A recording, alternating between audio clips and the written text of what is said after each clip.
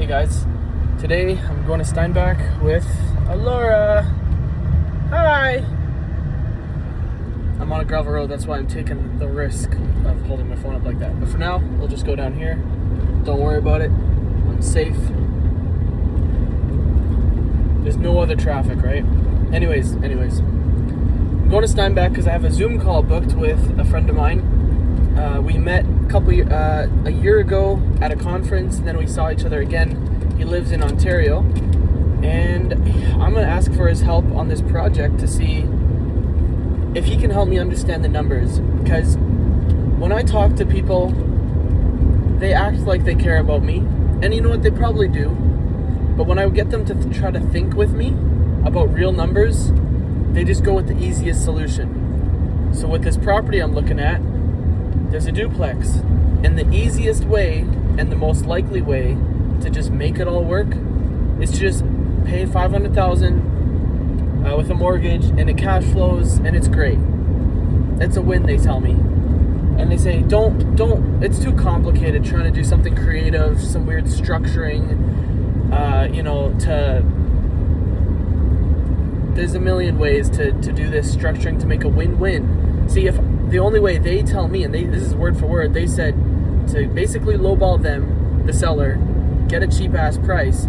Of course it makes sense for me if I lowball someone, but like the reason why I complicate things, the reason why I try to imagine a creative scenario, and there's so many scenarios. Like with real estate, I heard someone say the good news is you can do anything with real estate.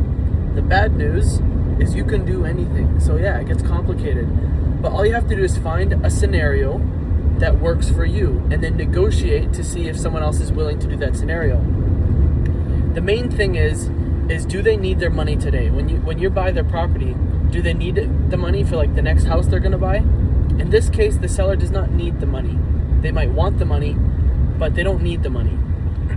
So a strategy that's very common with multifamily or amongst investors is something called a VTB. You can buy businesses with a VTB.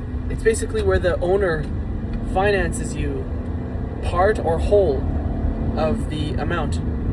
So like, I need a 20% down payment, the bank says. I can go to the seller for that and say, will you finance me that? And as long as the bank agrees to it, you're golden. And that's very common actually, especially in commercial financing. Anyways, but that's complicated. Like realtors almost always get in the way. Again, this deal that I'm looking at, there is no realtor. It's off market. It's just relatives that own this land. But it gets more complicated. Like what if see, VTB makes sense, but I still got to pay them, right? And so what I'm trying to do is make the numbers work. As the duplex, it's worth a certain amount, but if I got to tear that duplex down, well then the duplex is worth nothing. It's actually a cost. It's a negative cost. So it might be worth $500,000, but as soon as I tear that down, now I have a $500,000 loan to pay out with nothing. I got a land. I still have to build, and that's going to cost another $1.5 million. So either way, anyways, I kind of think the land is worth $250,000. I have to crunch those numbers to verify that. But even if it's verified, how on earth am I going to get my uncle and auntie, my relatives, to agree to sell for half the price? Well, I gotta be creative, right? I gotta figure out a way, either they can get paid later in the future when we do the build and we create all this new value and we refinance and pull out some equity and we can pay them out that way. The problem is I need to raise a lot more than just the amount that they're giving me. I need to raise the 1.5 still. And so in order to raise 1.5 million, I'm gonna have to make it lucrative enough and make sure there's enough lift in value for them to make a good ROI. But if all the lift is going to overpay for the property, then it just doesn't work. Anyways, it's complicated, but yeah, I'm figuring it out. I'm learning. There's lots of strategies here. What I'm realizing is the house cash flows quite well. Instead of getting a $500,000 mortgage, I might do like a 100% VTB, skip the bank altogether. See if they're interested in that. Because instead of paying all this interest towards the bank, I can give my auntie and uncle a way higher purchase price. And we can agree on, payment terms. Everything is between us. And that is, again, a thing that happens, believe it or not. You won't see it in, like, houses as common, but, like, it happens with, like, apartment buildings. That kind of stuff happens all the time. Anyways, yeah, I just figured I'd give you the breakdown. I'm talking to a guy tonight, and we're going to hang out and chill over Zoom and see what a plan could be. Now, a lot of people just tell me, buy the duplex, keep the duplex, it's a great deal.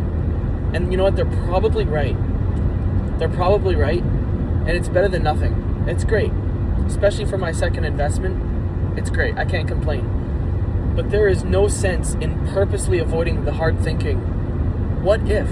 I'm not going to say no for my relatives. Like, I'm going to present them an offer. It's not just here is half of what your building's worth. It's some sort of agreement where they can retain some of the equity. There's a million ways to do this. One of the other ideas I had is that they retain some of the equity so that they don't get paid in cash. They get paid in the value of the asset. It's a lot less liquid, granted, but one, they don't pay as much tax because they're not getting that big capital gains. And two, long term, they can be bought out. Or every time we refinance, like, they don't want to sell. You don't want to sell. You could try to sell, but someone has to want to buy it. There has to be exit options for them, but they're not.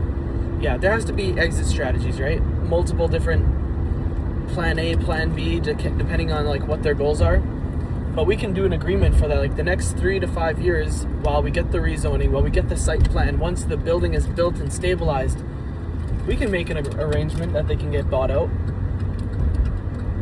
It might just take a while. But if it's me, like, dude, my strategy is to never sell. Like, don't you want to have something you can give to your grandkids, your kids when you die? You lose when you sell. When you sell, you pay taxes. Anyways, once you get a little bit of equity in a deal, every 5 years when you refinance that thing, you're pulling the equity back out.